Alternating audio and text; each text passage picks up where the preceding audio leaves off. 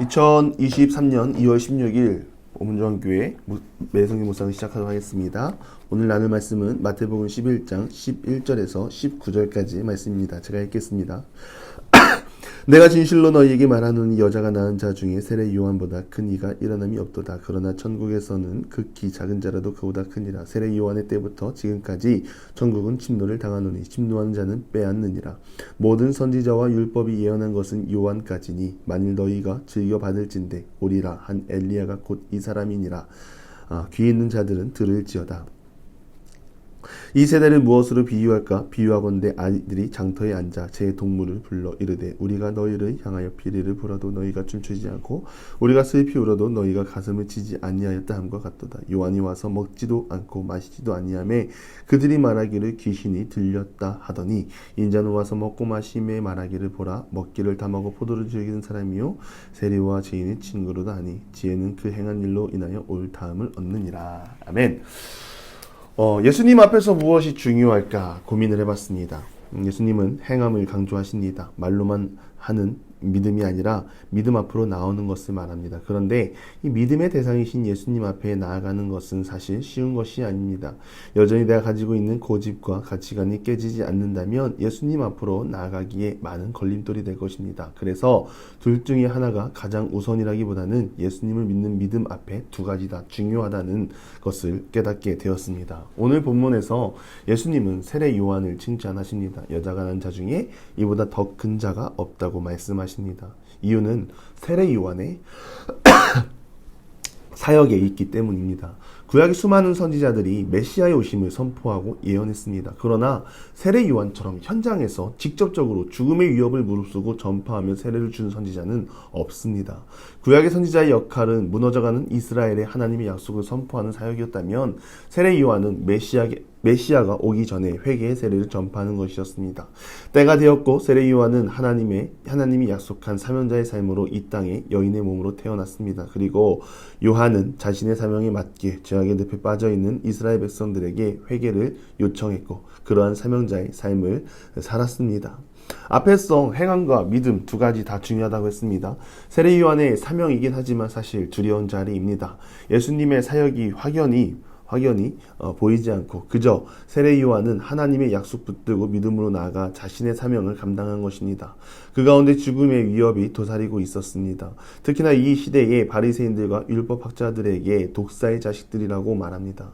그들 나름대로는 거룩과 경건을 지키고 있는데 사람들이 모인 자리에서 그런 심각한 말을 한다는 것은 대단한 도전입니다. 그럼에도 세례 요한은 선포했습니다. 천국 복음을 선포했고 회개하라 강력하게 권면한 것입니다.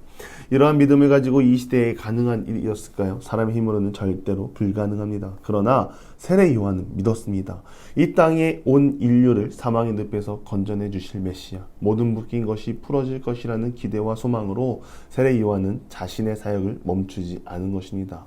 오늘 세례 요한을 두고 말한 예수님의 칭찬은 그러한 사람이 없었기 때문입니다.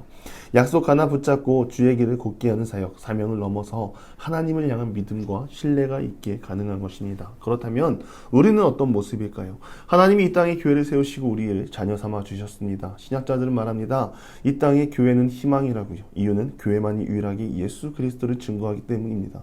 세상 어느 곳에도 예수 그리스도를 증거하는 곳이 없습니다. 그러나 복음은 교회를 통하여 전파되도록 그 사명을 맡겨주셨습니다.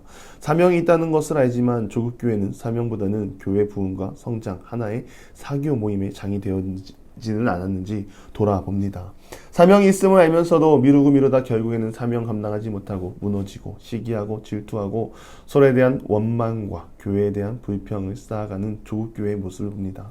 우리의 사명은 온데간데 없고 물이 고여 썩어버리는 영적인 부패 현상이 일어나고 있습니다. 왜 그럴까요? 오늘 말씀에 비춰보면 사명은 알지만 행동은 하지 않는 믿음, 그리고 나를 위해 십자가에 못 박혀 죽으신 예수님의 십자가 사랑에 대한 감격이 부족하기 때문입니다. 감격은 한 번 체험하고 끝나는 것이 아닙니다. 날마다 주님을 만나야 하고 만남을 통하여 우리는 주님을 가까이 하는 삶을 살아야 합니다. 그렇게 살 때 우리는 사명자의 삶을 살 수 있고 세례 요한처럼 주님 다시 오실 그 길을 준비할 수 있기 때문입니다. 우리를 사랑하시고 죄의 늪에 빠져 있는 우리를 건지시기 위해 자신의 아들을 십자가에 매달리게 하신 하나님의 사랑 앞에 믿음과 신뢰를 가지고 나가는 우리 모두가 되기를 간절히 바랍니다. 그 신뢰가 쌓여서 우리에게 맡겨주신 사명, 교회에 맡겨진 사명, 지혜롭게 감당하는 교회가 되기를 바랍니다. 하나님께서 우리에게 맡겨주신 고귀한 직분이 있습니다. 하나님께서는 저에게 목사라는 직분을 주셨습니다. 그러나 알다시피 목사라는 직분을 얻었다고 해서 거룩을 얻는 것도 아니요 자연스럽게 천국에 들어가는 것도 아닙니다. 존귀하게 부여받은 직분을 귀하게 쓰는 방법은 행하는 삶을 사는 것입니다. 직분 그 자체에 구원이 있는 것이 아니라 믿음과 신뢰, 그것을 통하여 행하는 믿음의 구원이 있습니다.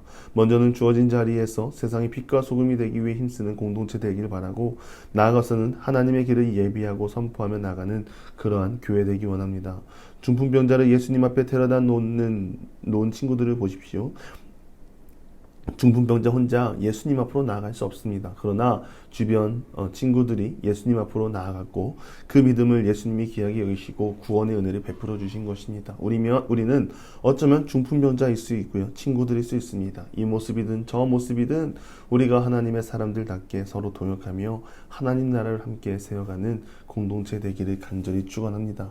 직분은 하나의 권위가 아닙니다. 더욱 섬기게 하시기 위한 하나님의 선물입니다. 하나님이 우리에게 맡겨주신 고귀한 직분, 예수 그리스도를 선포하고 전함으로 더욱 확실하게 우리를 통하여 보여질 수 있도록 힘써 나아가는 모든 기도의 용사들이 되기를 바랍니다. 19절에 보면 지혜는 그 행한 일로 인하여 옳다함을 얻느니라 라고 기록되어 있습니다. 앞에서 예수님은 비유로 말씀하십니다. 무엇이 지혜로운 행동인가?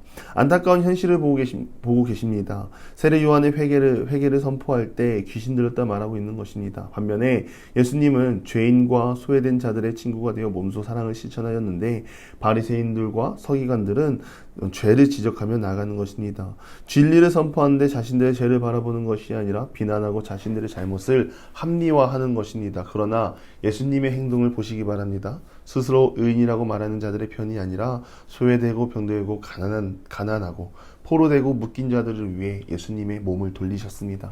그러한 예수님의 발걸음이 사람들을 구원의 자리로 이끄는 것입니다. 그래서 예수님은 말씀하십니다. 천국에서는 극히 작은 자라도 세례 요한보다 크다라고 말씀하시는 것입니다. 천국에 들어가는 자들이 어떤 자들입니까? 하나님 아버지 뜻대로 살아가는 자들입니다. 그 뜻대로 사는 삶에 대한 모범은 예수 그리스도입니다. 즉 예수님의 모범을 따라 살아가는 가운데 수많은 핍박과 환난과 공고와 우리를 해야 하는 이리때와 같은 어려움이 있지만 그럼에도 인내하는 자에게는 귀한 상급 하나님의 나라가 있다는 것을 꼭 기억하시고 그것을 기억하시며 나아가는 우리 모두가 되기를 바랍니다.